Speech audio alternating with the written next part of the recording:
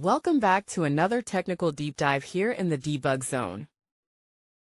Today we're tackling a big question and breaking it down with insights from other users. Hopefully this clears up some misconceptions and helps you get the answer you need. So buckle up, stay a little curious, and let's jump right in.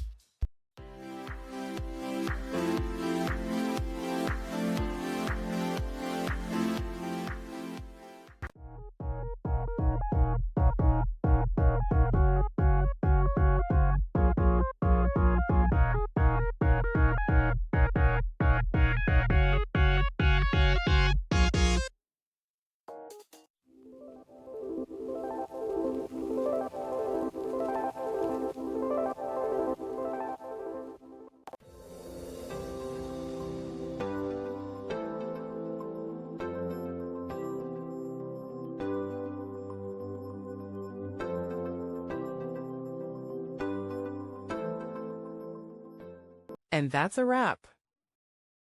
I hope you found the answer you were looking for. If you did, take a second to hit that subscribe button. It really helps out. And let me know in the comments which solution worked best for you. See you next time in the debug zone.